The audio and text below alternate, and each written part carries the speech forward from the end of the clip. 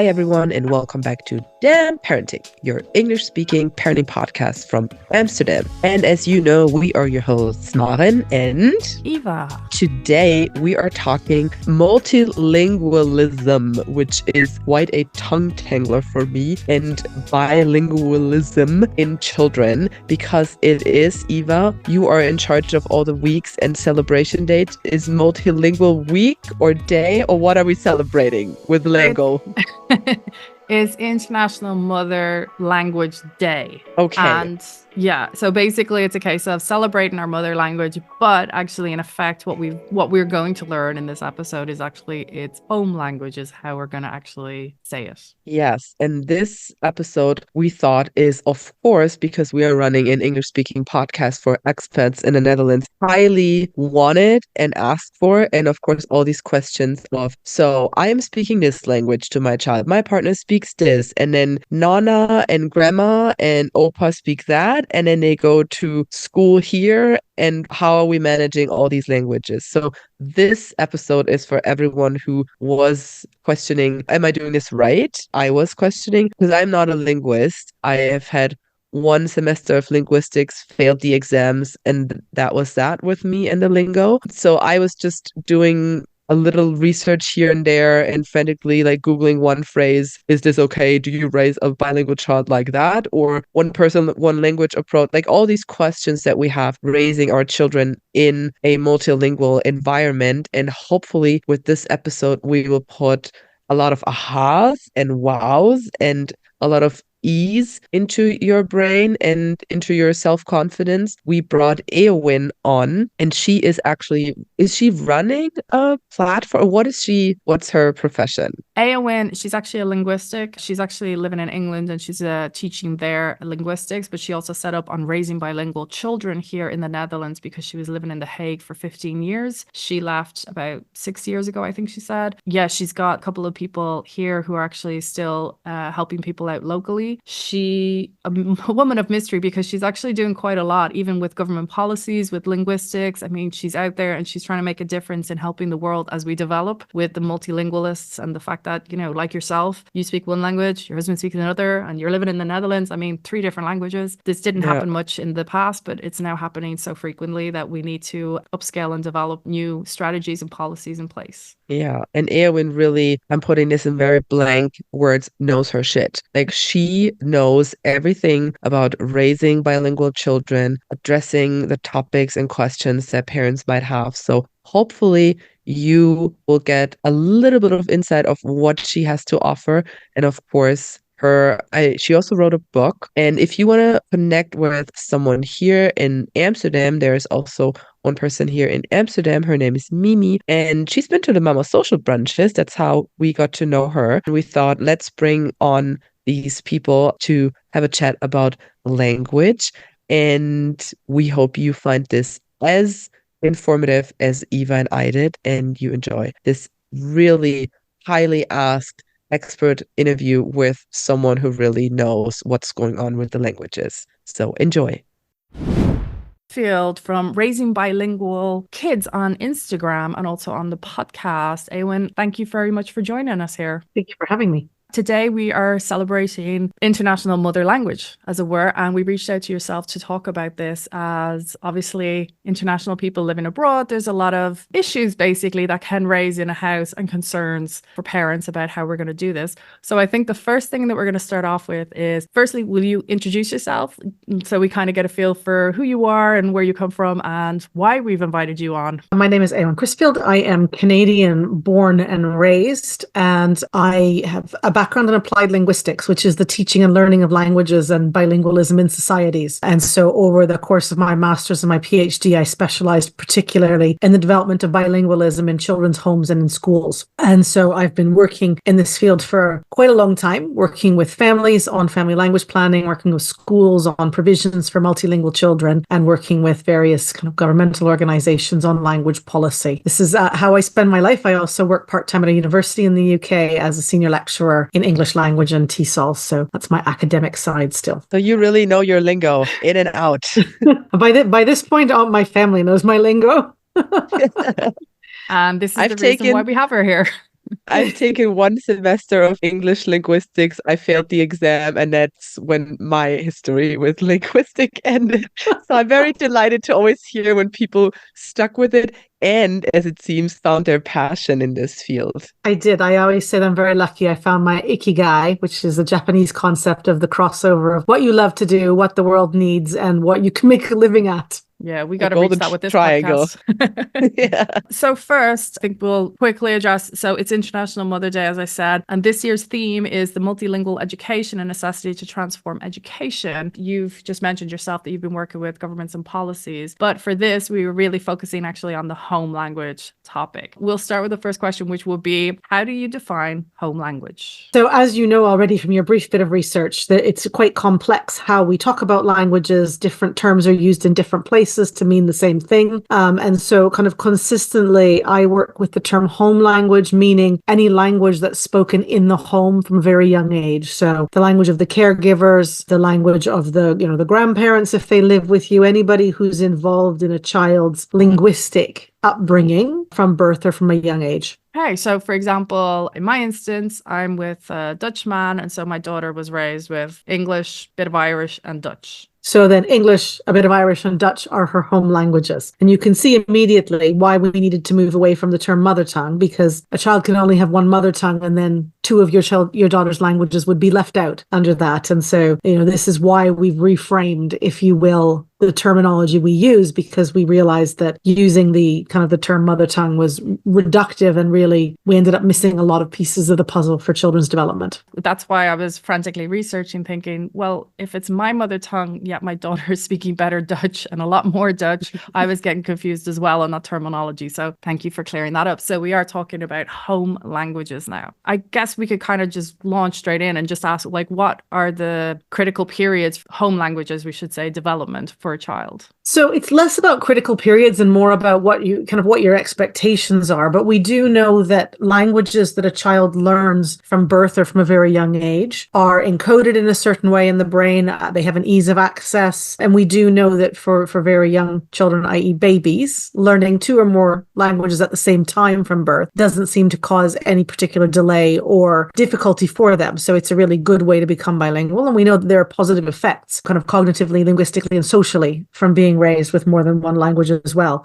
I think the kind of what we see happening a lot amongst multilingual families, especially mobile multilingual families, is that as children move out of the home into childcare or school settings, their use of their own home languages starts to diminish. And one of the things that we need to remember is that children can lose languages quite quickly and quite easily. And so if you speak, for example, Irish in your home with your child, and then they go off to school in Dutch and they start speaking to you in Dutch, so you start speaking to them in Dutch, the Irish will be gone within a couple of years. It may be kind of like it leaves kind of a ghost or an echo, if you will, but children can fundamentally lose the language that they have, had first in their lives if we don't pay attention to the maintenance and development of it. We know that can have long-term impacts on their overall development. We know it can have long-term impacts on their linguistic development. And of course, it has an impact on their community and their socialization as well. So one of the things you just touched upon there was actually, you mentioned about language delay, and that now there's been proven that even though children are raised with 2 languages or more, that there's actually not really a delay from the research that's been done, because this is a huge thing that a lot of, for example, the parents that I know here, that's always kind of a common issue or subject that people bring up, like, oh, well, you can expect this, or, this is going to happen because they've got 2 languages. So you've actually mentioned that there actually is none. No, there is no evidence that shows that children who are raised with more than one language from birth have an actual language delay. What often is behind that myth is that for the first about 4 years of life, children will develop their vocabulary in a differential way. So the kinds of things they do with their mother using English will lead to certain vocabulary in English. But if they do Dutch, if they do other things in Dutch with the other parent, they won't necessarily cross over. And so if we only look at their vocabulary in one language, we think, oh, they haven't got as many words as they need to. And And so we need to, for the first 4 years, look at the aggregate of their language skills. And then normally they're they're on par or ahead of their monolingual peers. But a child who has an actual diagnosed by a reliable professional who understands bilingual children, speech and language delay would have that even if they were monolingual. It's either physiological, so that's the speech sounds piece, and that isn't caused by being bilingual, or it's to do with their processing, which is the language piece. So not being able to make, phrases or things like that. And that, again, that's to do with their cognitive functioning. It's nothing to do with being bilingual. I hope this is going to give people some peace of mind, not to worry about a delay, not to expect a delay, and not to focus so much on potentially having a delay. You were mentioning there about like one language, one parent, which is quite a common phrase as well, where the OP or the OLOP. So is this something that you definitely would suggest to people? Because I do know a lot of people are like, well, I live here, I speak Dutch anyway, so I'll just speak Dutch to my child because this is the environment we're in. So is this something that you would, from your research and your own experience? One parent, one language, OPAL, tends to be kind of touted as the ideal strategy. It's not. There is no ideal strategy. What you need to look at is the balance of languages, the balance of input in languages. And so, for example, if we take your family, you're the only English-speaking parent. There's a Dutch-speaking parent, and Dutch is used outside the home. Your child is going to get far more Dutch than English using an OPAL foundation, which means that they will develop far more in Dutch than in English. And so OPAL works insofar as the language balance, the input balance, stays reasonably similar. But as soon as OPAL plus the community language use means that there's a weight towards the other one, then you end up with one language that is generally not as well developed. I'm not saying that that's a problem. A lot of children are, most children are dominant in one language after about the age of 4 or 5. Most bilinguals are dominant in one language. But if we really want our child to be kind of fully bilingual and to go on to be able to read and write in both those languages, what we need to look at is an input strategy that gives the best balance. And so often in families like yours, I would say you should probably be a minority language at home, which is that you and your partner both use English with your child at home, and then they get all that Dutch outside, and then you get more of a balance. Now, it requires the agreement of both parents, but what you're looking at is this idea that children learn language from what we call CDI, child-directed input, so an adult speaking to them. And if the CDI is significantly lower in one language than another, that will appear in the child's proficiency as well. They'll become what we call often a passive or receptive bilingual in one of the languages, especially if they know, oh, mom understands me when I speak Dutch anyway, so I don't have to work so hard to use the other language. And so, for me, saying that you should only speak your own language with a child, first of all, is false, but you should stick to the language that you are prioritizing in your particular family language plan. And so if you, as the minority language parent, start using Dutch with your child, it will have an impact on their English development. Not because you're not a native Dutch speaker, not because of any of those other mythical reasons, but because they'll be getting less English. So if we take a different approach, so that would be Maren's, for example. Maren is German and her partner is American and they're in the Netherlands. How would you suggest with that aspect? Dutch school? Yes. Yeah. So I speak German with my child. My husband speaks English. However, he does understand perfect German and also speaks German. Our family language is English. When the adults speak, we speak English. And then she has Dutch only outside of the home. So with a family like yours, what you're probably getting is a more equal spread across the three. And so each parent doing their own language in Dutch outside is probably getting a nice balance. What some families like to do is they like to use each other's languages. So they have a more feeling of a family language strategy. And so that would mean your partner using German and you using English. And so you can use what we call a domains of use strategy, where you agree, for example, every Monday, Wednesday, Friday, we all use German. Every Tuesday, Thursday, Saturday, we all use English.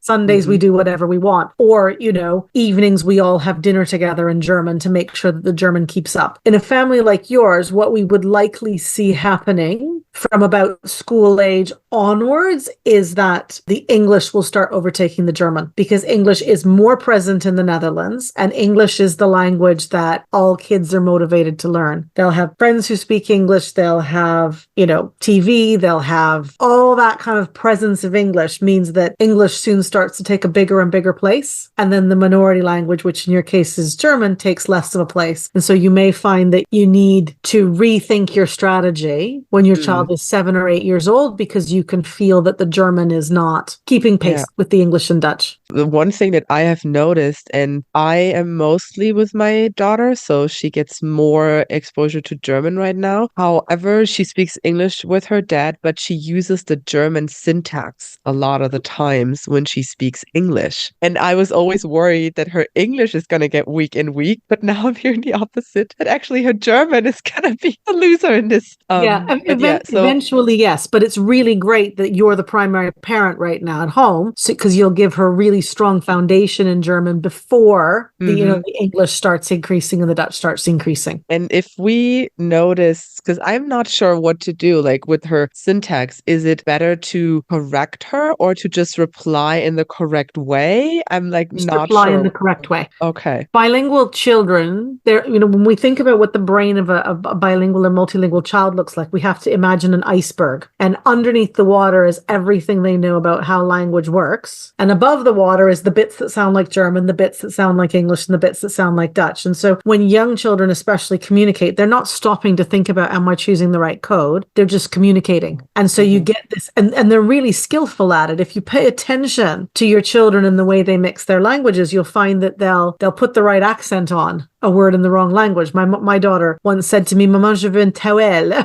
So obviously towel is not a French word. And she knew instinctively that she'd have to pronounce it differently to be French. And so they're really linguistically skillful. What they're doing is they're communicating, and they're drawing on all that reserves of the underneath of the iceberg to communicate. And if we slow them down and stop them and correct them, we're essentially making them less likely to communicate with us. And so we really need to take a very positive attitude, and we need to think about, like, if you're like, so I didn't say to her, c'est pas un towel. I said, oh, tu veux une serviette? Oh, you want it? And I gave her the word back in French, and we just kept going. And so that's called recasting. Giving them back what they were missing in a natural way, and then keep going, because, especially for young children, communication is key, and they don't think in codes in the way we do when we're older. So if we look at this aspect of the home language, how can parents balance the importance of the home language with the necessity of children having to learn Dutch living here in the Netherlands? The home languages are the foundation that everything is built on. The home languages are the primary language of cognitive development for the child. So they're the first language their brain has started developing in. All of those things we're doing with our young children that seem really basic and boring to us, it's all helping their brain develop. And so if their brain is developing in English and in German, for example, and we do a good job with that, the Dutch will build on it. We know there's a really strong relationship between the level of development of the dominant language from home and their level of development in the new language. So what parents need to do most is just continue to develop the home languages. And if you get those right, the Dutch will come. It's if you endanger the home languages that then the Dutch struggles as well, because you're essentially weakening their cognitive system. And so when we look kind of globally at education systems where children are taught in a language other than their first, so across the African continent, a lot of times education still is in the colonial language. When we suppress a child's home language in favor of a new language, we know it has negative cognitive effects, negative linguistic effects, and negative academic effects. And so just emphasize to parents, your job is the home languages. If you get those right, the Dutch will come. But sometimes that requires actually having a real strength of conviction about what you're doing, because it is quite common for parents to be told, you should stop speaking your language at home and start speaking Dutch instead, which is at best misguided and at worst really damaging to children. And so it can be hard for parents faced with a Dutch school or any school. I'm not problematizing the Netherlands more than anywhere else, but it's quite common for the education sector to say, well, your child needs to use the school language at home too. But that's really the wrong thing to do, but it's quite commonly given as advice. So how would you suggest that parents can create a supportive language environment then at home, which is encouraging their children to value both the languages then at home, both parents, and also in schools? So it's about modeling, a lot of it. Part of it's about modeling. And so, for example, if you speak to your child in German all the time when you're at home and you walk out the door and you switch to Dutch, you've just told your child you think Dutch is more important than German. Oh, wow. Sorry, myself and Maren both had I shocked know faces you're there. Jaws are So dropping. the choices you're making, they're Yeah. processing and going, oh, well, I worked with a family many, many years ago in the Netherlands, in The Hague. The mother was Russian and the father was Dutch. And they came to me because at 6 years old, the little girl had stopped speaking Russian. She could, she just wouldn't. So I said to her, I think Russian is a really interesting language. Could you speak Russian with me? She said, oh, no, I can't. I said, why not? And she said, because Russian is a secret language. Why do you say that? And she said, because mommy always speaks Russian to me, but as soon as someone else comes in the room, she changes to Dutch. Okay. So How little kids' smart. brains, Oh my God. they process things differently. And so Yeah. part of it's what we're modeling, and part of it's the conversations we have with them about the importance of the home languages, the importance of Dutch at school and in the community. Like, really, we have to have those conversations from, 18 months to 2.5 years old. We start having those conversations with children when we say things like, yeah, that's the word daddy uses. Mummy says cheese and daddy says Cass. And so we're showing they're equally valuable. It's also, something that parents who are, temporarily in the Netherlands need to think about. If they're taking their children into the shops and using only English and then telling their children you should be using more Dutch, well, then you have to have that conversation. Why do you not use Dutch in the cheese shop, but you expect them to be using Dutch at school? And so we have to have ongoing conversations with our children about our family language planning and priorities. And we need to contextualize for them our own decisions. Otherwise, they'll just figure it out themselves and it may not be, accurate. This is, so funny that you mentioned this, because this is exactly what happens when we're at the doctor or somewhere. And my Dutch is very limited, to put it that way. And especially in a medical setting, I want to speak English because I want to make sure I get everything. Mhm. I do say, oh yeah, she speaks Dutch. And then they start speaking Dutch to her. She will not respond in Dutch or even pretend to understand when I am in the room, because she sees I'm speaking English. Right. And I was always so, okay, how can I make this work? But this, of course, total sense, makes absolute sense. Okay. And then if we look at our extended family, so we're all living here without our extended families, as it were. What ways can we use our extended families to be involved in supporting our children's home languages, I guess, or our mother tongues, as it were, for our own families with that language development? So there's nothing more painful than sitting on Zoom and trying to get your toddler to talk to their grandparents. Yep. We've all been in that pain. We've all been Every in that, day. yeah. I would say that the kind of the best thing that you can do is take an interactive approach. So, for example, have family members who are far away and you're on Zoom with them reading a story, and you have a copy of the book in front of you for the child to see, and they have a copy that they're holding up and talking through, and that they stop and ask questions. Anything that's interactive like that will get a child's attention more. There's not enough research about the impact of child-directed input through like a Zoom call, but we do know, for example, when it comes to language acquisition, screens do not work for young children. So there was, for example, a very big study in California some years ago, working with children, babies from 1 to 2 years old. They gave them 1 year of Mandarin, an hour a day. And one of the groups, it was an hour a day in person. And the other group, it was exactly the same person, exactly the same stuff, an hour a day through a screen. And then they measured their outcomes. And the children who did it through a screen, it was like they'd never heard a word of Mandarin. What? Yeah. Yes. Okay, Oh my myself God. and Maren blown away again. A lot of times parents think, oh, I'm going to put the TV on in my language and that will help. Only if you're sitting and talking with them about what Bob the Bower is doing. Wow. That's that CDI, that child-directed input for the first year has to, of course, 4 years, sorry, up to about 4 years old. It's like actually talking to them. And so that's why in homes like Maren, so the parents use English together, the mom uses German and the dad uses English. She's not necessarily, not paying attention to what the parents do together. It's what you do directly with the child. And so a lot of times families say, I'm French and my husband's German and we use English together. The child needs all three. No, they don't. They need French and German. And then the English as the family language will come when they're older, but they're not going to be picking it up because you're talking about the movie you watched with your spouse in English. It doesn't work that way. So if we're having a conversation, like if my dad rings like every day, if he could. So we sit down and we have a chat with him and he always asks the same questions. Very adorable, but totally old school. And I can see she's kind of like, yeah, it's just that thing that I'm like, because it's a conversation. It's not sitting down and just watching TV and therefore just observing. This is an actual interaction. I thought this therefore would be a more positive thing. They just don't connect in the same way. through a screen. It's very difficult for young children to abstract in that way. That there's this person on the other side of the screen, they're asking me what I did today, and I have to connect that to what I did in Dutch at my Dutch crash or powder speelzaal and somehow explain to them in English. It doesn't work for the way children want to communicate. And so having a shared kind of artifact, if you will, a story or a puppet or something, can help bring the child into the activity they're doing rather than getting them to report. I mean, children are not good at reporting what they've done during the day, even in person. I'm sure your daughter may come home from school. What did you do today? Nothing. Literally, you sat on a chair and you did nothing? Yeah, nothing. Did you read a story?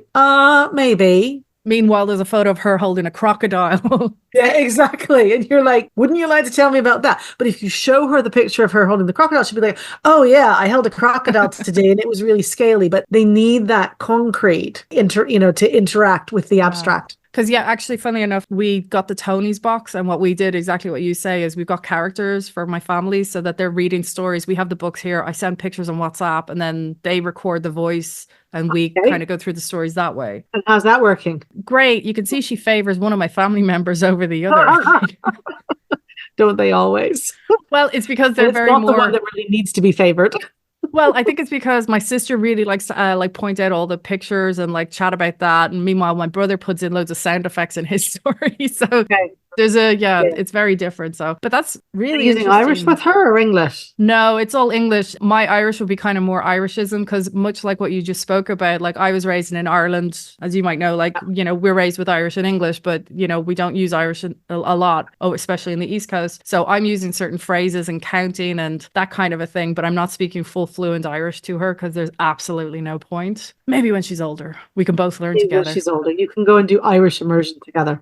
Oh, we'll be back to that Gael talk soon, and I'm sure. Okay, so we're speaking about there the family members and our community. So one of the aspects I would like you to ask about I'd like to ask you about, should I say, is so there's over 180 nationalities here in the Netherlands. Maren's German, I'm Irish. We have a friend who's Dutch. We know other people who are French or Canadian or all these different people. How important is it that we find a community with our own native language who are raising their kids with that language as well? So it's great to have that multilingual community. It's part of our family language discussion. Why am I still using English in front of your Dutch friends? But in order to push themselves to use a language that they are not as comfortable with, we need to create what we call monolingual situations. And so, in the early years, children will maybe be kind of equally proficient in their 2 or 3 languages. But the older they get and the more they spend time in one over the others, which is traditional, going to school, they will become less comfortable in the ones that they're not as strong in. And so, especially if they know that actually that one can kind of do everything they need to do. So I hesitate to call kids lazy, but I think that we are all a little bit linguistically lazy.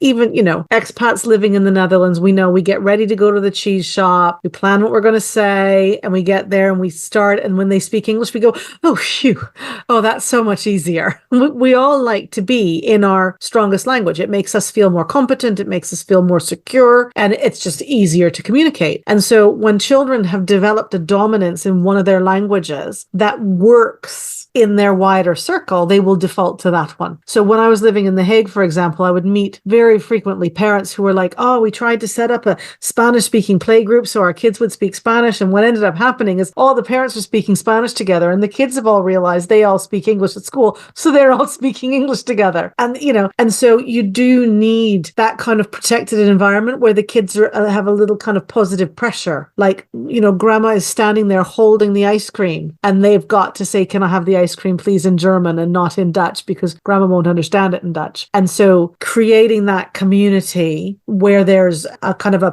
positive pressure to communicate in the language that they are less exposed to is really necessary as well. Could you provide any examples of effective language learning, positive pressure, or games even that could be incorporated? So what I always say to parents to do is, you can't lie to your children or bribe them or any of those things, but you can hire a teenager to do all those things for you. So just hire a teenager, 12, 13, 14 years old, to come over while you're there and play with your child, an hour a week, a couple of times in the language they need more exposure to. And you say to that teenager, your job is to play in German. So you can say to my child, oh, I don't speak Dutch very well. You have to use German with me. And then you play the games they want to play and you read the books they want to read. And so it's positive because they're enjoying the interaction. And, little kids love big kids. And it just provides that kind of monolingual push that they need. Parents sometimes hire tutors. Tutors can be a good thing, but they can also be a bad thing because sometimes tutors take their job very seriously and they think that,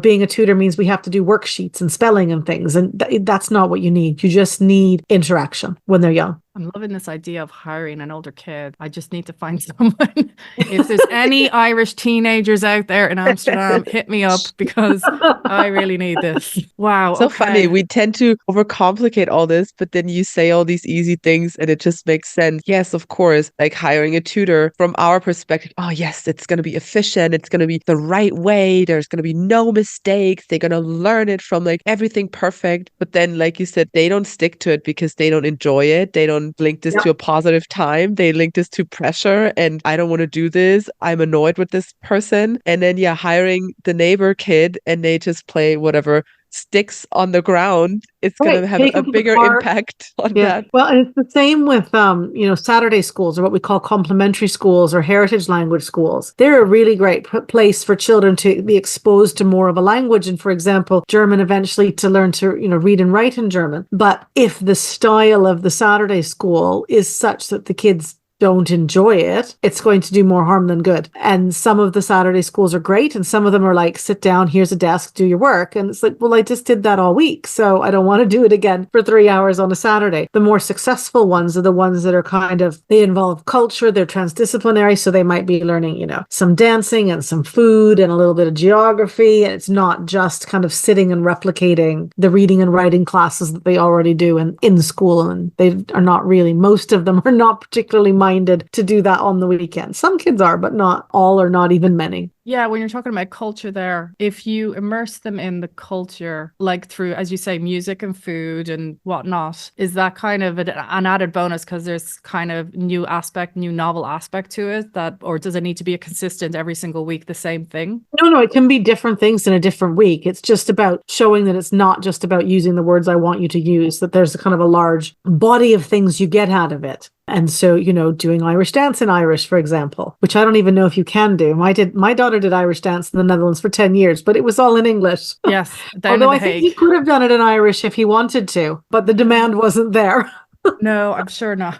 Okay, interesting. So if we kind of take a little step back, so with parents in the baby and toddler kind of era, are there how can parents actually address any potential language preferences or resistance that your child may be exhibiting towards one of the languages? So that's a really individual question. It depends on the family language situation and what might be behind that resistance. Usually, I would say children who kind of start developing a strong preference or to one or a resistance to the other, they're signaling that they can't do the things they want to do in the language that they don't want to use. And so, what they really want is to talk about football, but they only play football in Dutch. And so they're just not going to talk in German at all because they've not got the language to talk about what they want to. And so, when we look at how bilingualism develops, it's like building a Lego structure and you learn language in a context and for a purpose. And so if I only play football in Dutch, my context and purpose for football is Dutch. I won't be able to talk about football in another language unless somebody helps me learn the vocabulary. And so as children are educated in the majority language, which is Dutch, and all their after school activities are in the majority language, which is Dutch, they may stop being, and what do they do at home with you?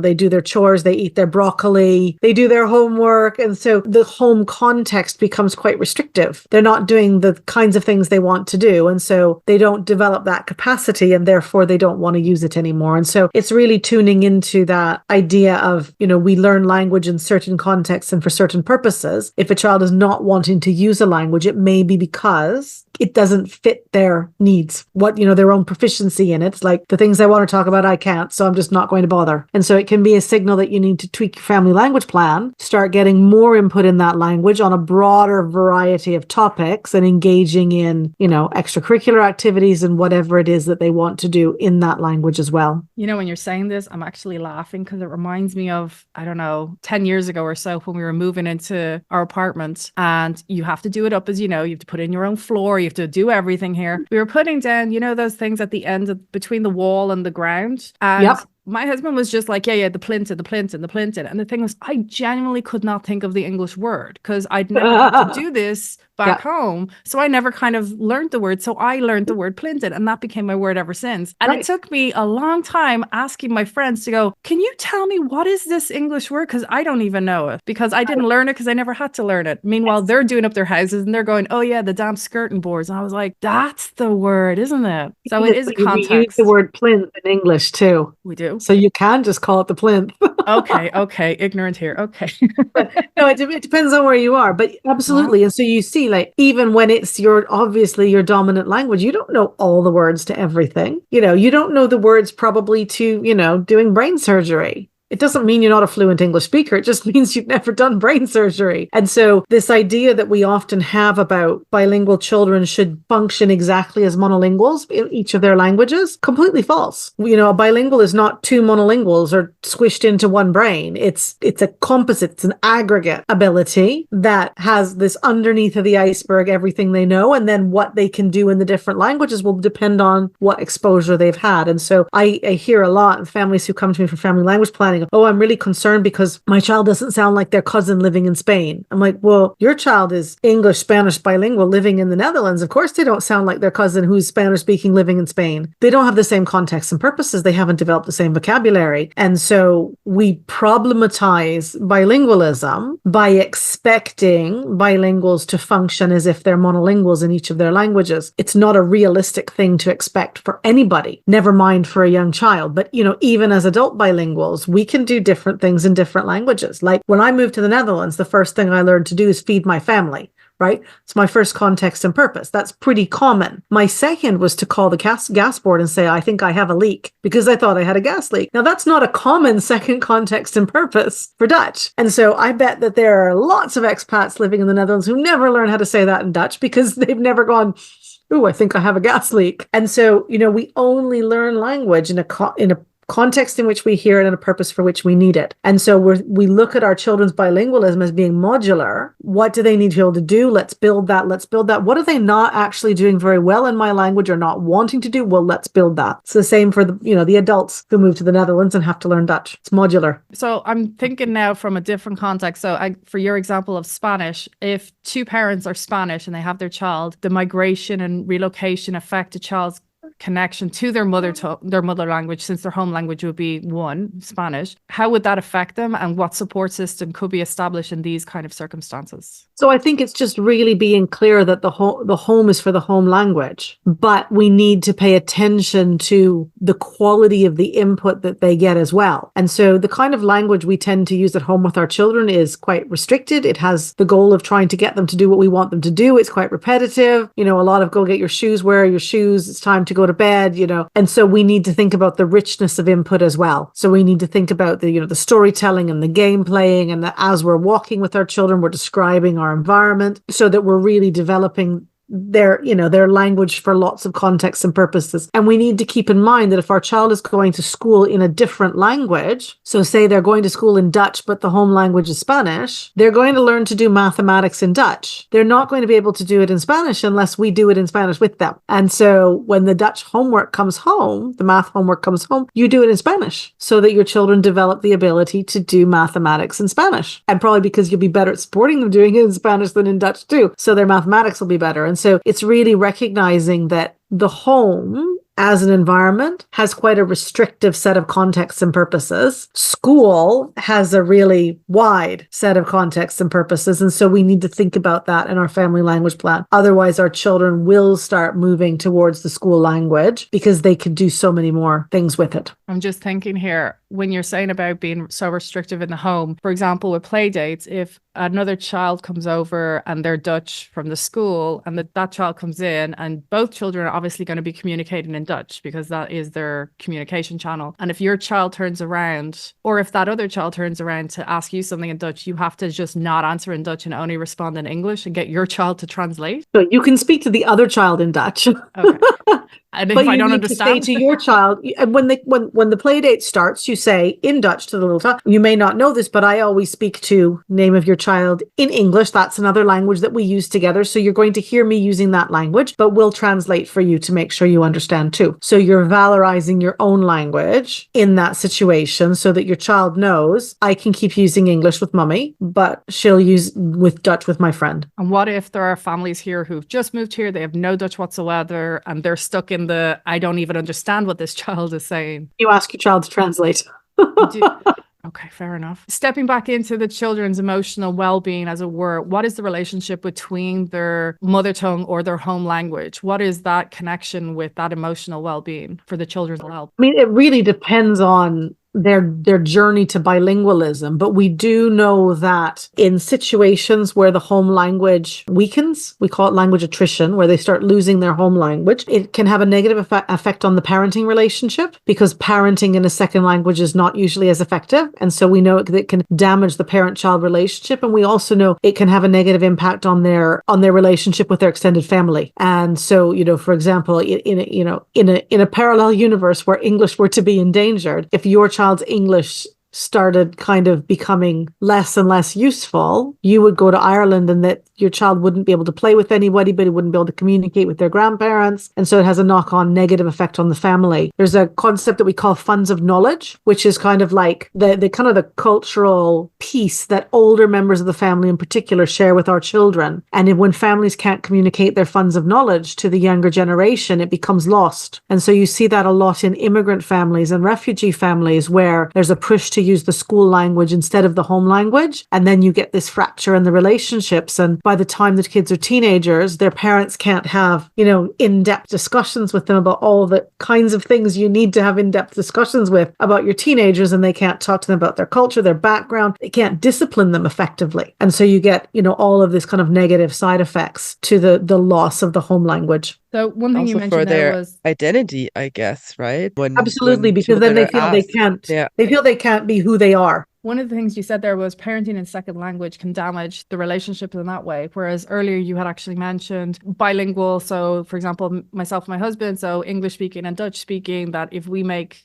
Dutch a home language, because everything outside is actually Dutch and school will be in Dutch as well. But would that therefore not affect him because he'll be speaking English in the house? So not necessarily. First of all, I'm assuming that your husband, like most Dutch people, speaks really good English. Yeah, perfect. Very good English. And so that's not going to be problematic for him. But we also know that your child's Dutch is going to continue to develop. So if when they're 12, he says, actually, I really need to parent the teenager in Dutch, that will be possible because the Dutch will be fine. It's more, for example, if you imagine, you know, say a Turkish-speaking family in the Netherlands, they're often told to start using Dutch at home. So the parents start using Dutch when the child is 4. And by the time the child is 12, their Turkish isn't good enough anymore for the parent to revert back to Turkish for parenting. And so then you have that rupture in the relationship and in the parenting. And so having the dominant language parent, your husband is the dominant language parent, use the minority language doesn't have the same effect, because the dominant language will keep developing. It's all very contextual in family language planning. People always say to me, what's the best way? I'm like, there isn't a best way, because it depends on the status of the languages involved. It depends on the society. It depends on so many things that you can't ever say this is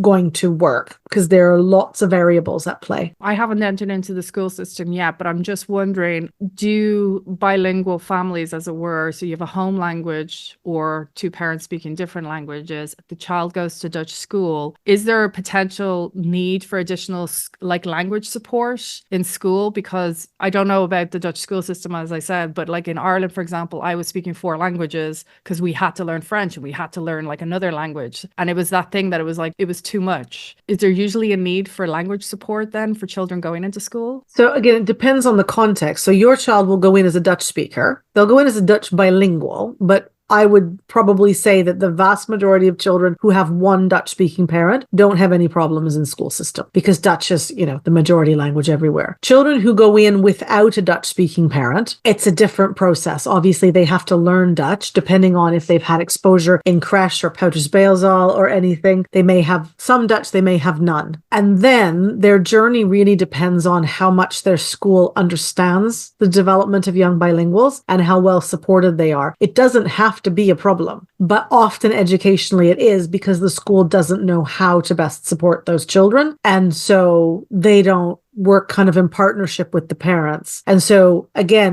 there's no one size fits all. There are schools that will do a great job. There's a growing movement in the Netherlands called the Language Friendly Schools Network. And they're all schools that are really committed to understanding the bilingual development of children and supporting that relationship between the home language development and the development of Dutch at school, or English. Some of them are international schools. And those schools, probably the results will be fine. In schools where they take we call subtractive approach, where they tell children they can't use their own languages anymore at school, then you're likely to have negative effects, and those children are more likely to need additional language support later. Because we know if you actively suppress one of a child's languages at school, there is kind of a very high potential for negative cognitive and linguistic impact. I feel like I'm rushing through these questions because I'm slowly processing all your information and trying to think of also the different aspects, because there are families who are, like myself and Maren knew someone who I think there was like 5 languages involved, or 4 languages. So that's quite complex. And we do know that,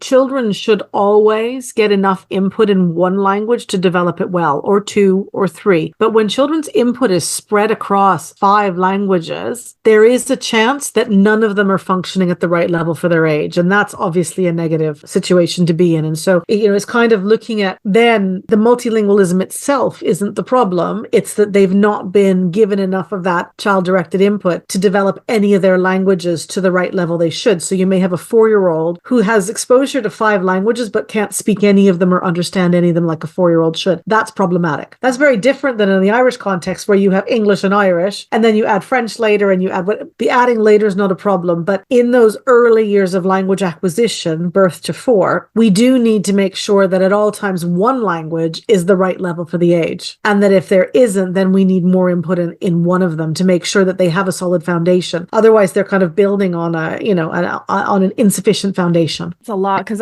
it's just, for example, we had a friend and one partner spoke one language, the other partner spoke another language. They together spoke a different language, and then they're in the Netherlands. So that was 4 specific languages they had. And that was quite, I was very impressed because their child was able to speak, I thought, and understand very well with everything. Yeah, then they were getting excellent and enough input, but that's not always the case. Always down to context. Especially families that move around a lot, and the child has, Spain and Spanish in Spain for 3 years, and then Dutch in the Netherlands for 3 years, and then German in Germany for 3 years. And so we do need to keep an eye on their language development to make sure that as a 3-year-old, they've got one language that does what a 3-year-old needs to do. And as a 6-year-old, they've got one language. Some kids it's 2, and that's fine, or it could be 3, but at least one that's functioning at what we call an age-appropriate level. Yeah.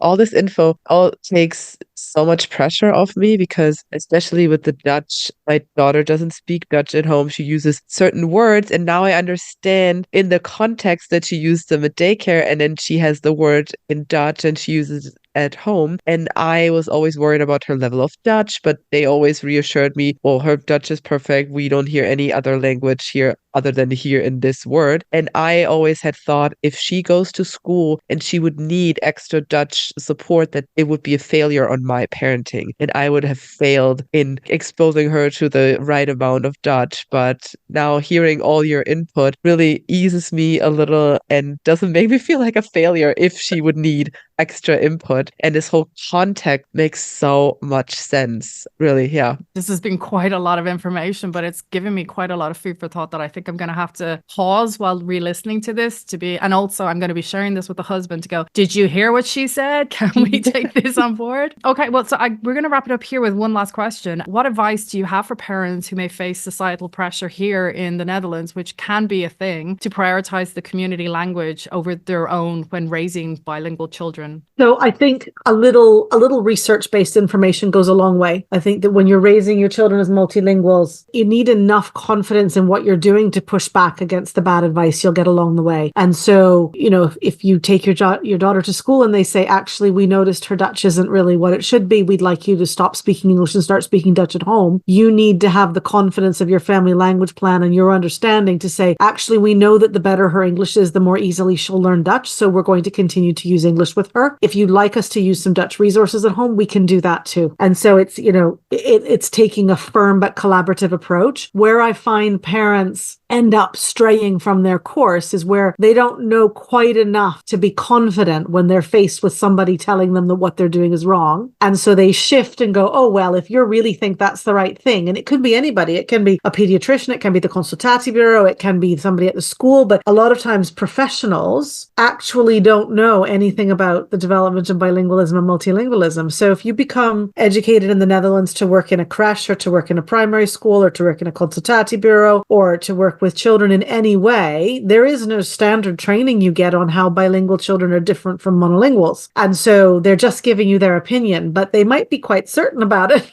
And so if you go, oh, well, they're so certain they must know something I don't know, you change your family language plan, and then you end up in a situation that's not ideal for anybody. And so whether it's, reading one book, whether it's finding a good blog, whether it's, whatever it is that gives you enough information that you feel confident that you know what you're doing and why you're doing it, will help you have those conversations with people who are trying to give you bad advice and counter them with research. I always say that you could just say research shows that and people will back right off.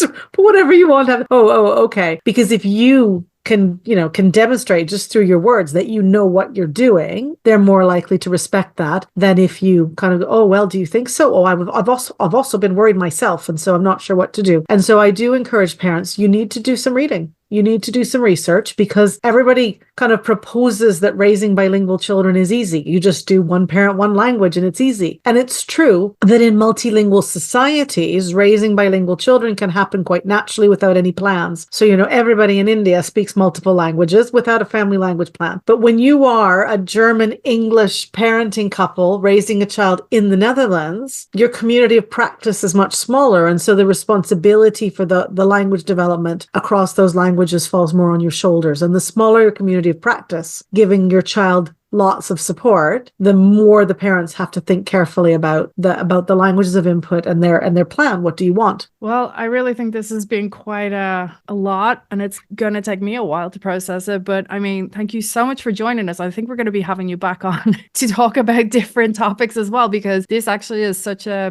major concern for a lot of parents here, especially for those of us who are stay-at-home parents, especially under the age of 4. We're very concerned because of the unknowingness of our children going to school and choosing the schools. I mean, fortunately, there are bilingual schools here. There's the French and the English and so on and so forth. But helping us, support us to make those decisions, like you say, even just using the phrase, well, research shows, should hopefully give us the comfort of sending our child to a public school of whatever Dutch government supported school there are going, that we don't have to be so concerned of sending them to the bilingual school just so that they can keep up their bilingualism. Absolutely. Again, thank you so much for joining us, and we will be looking forward to having you back on in the near future to talk about the next 10 topics. I'm sure people might be reaching out to us about saying, hey, can you do a topic on this with her instead? So thank you so much. Thanks very much. It's been a pleasure. Bye-bye. So I guess we can all now ditch the Zoom calls. Okay. Not ditch them, but knowing that they're more for the cultural and relationship development rather than the language perception, as long as our children are so young. That was wow, like 5:30 every day. I got a phone call trying to talk to my daughter, and I'm like, I don't get what this is. But in my head, I was like, it's better than TV. You're interacting, there's a conversation. I have to say, this is going to be an episode where I think everyone has to pause repeatedly. This is going to have to be put on all the Instagrams, like, please pause this and take time to really ingest this. That was so full of information that I hadn't thought of. And a lot of key words and phrases used that now I'm kind of like, okay, like context. Knowing the context element, that was a really, really great example. So good. Yeah, that made, and you know what? Like I said in the interview, we sometimes put stuff on such a complicated level, and then we forget about what's right in front of us. It's like, yes, of course, no context doesn't make sense. It's not going to stick. Or like I said with my example, where my daughter doesn't speak Dutch to another Dutch person, if I speak English to them. And what she said about the Russian, I was like, oh my God, yes, of course, for children. It's like, oh, it's a secret language. We can only speak it at home under the blanket because no one can ever hear it, and we don't speak it outside. It's like, yeah, we sometimes forget our children see the world without all this complication that we have. They see it, what's right in front of us. And like you said, if they cannot communicate what they want, they will not use the language. If they can talk about their soccer practice in English because they're only playing soccer in Dutch, then duh, Yeah. we will not hear about it. Makes total sense. And it was also quite comforting to know. So there's many different people here that have, moved over together with their kid or have a child here. Or like myself, I'm married to a Dutchman. And it's just the fact that like I have spoken and I have sought professional help as well about understanding the linguistics for our children to understand. Because in my head, it was a case of, yeah, I care for my daughter, but 95%, I guess, is all Dutch then, because once you leave the house, that's it. And so I kept on trying to figure out ways to interact with more international people. So it's through the community center like Robberberg, or if we went to the Jakarta Montessori school, or if you're going to any of the other classes that are out there. Because I was thinking, this is a great way, this is a great way. But oh my God, I was also putting so much pressure on myself. And it was just constantly, so hearing her talk about, well, your husband then, he speaks English, so get him to speak English. And that will give an extra few percent to try and kind of give that bit more support. Because it's so much on us to constantly try and figure out ways to actually help get a balance. Because God And knows, for like, me, who wants to lose that language? yeah, it was such a good reminder of that. So I was never worried that her German would not be good enough. But now, of course, hearing that I am basically the only person speaking German to her, and the English is always there because, like you said, she's going to the movies. And here in the Netherlands, they're not dubbed. So she's going to watch them in English. Her dad speaks English. She's so much more exposed to English with music, even everything, than to German, that now I'm like, oh, so I always thought, yeah, the German is like the safe thing. I don't need to. But now actually I know I have to really keep the German up with her and make sure she gets enough exposure to that. So this doesn't become her weak leg, as I want to say. But yeah, I learned so much. I can just, repeat myself. I learned so much. I had so much aha effect. And what I also thought was so important to hear, the whole understanding of bilingual children are not people who speak they're not monolingual.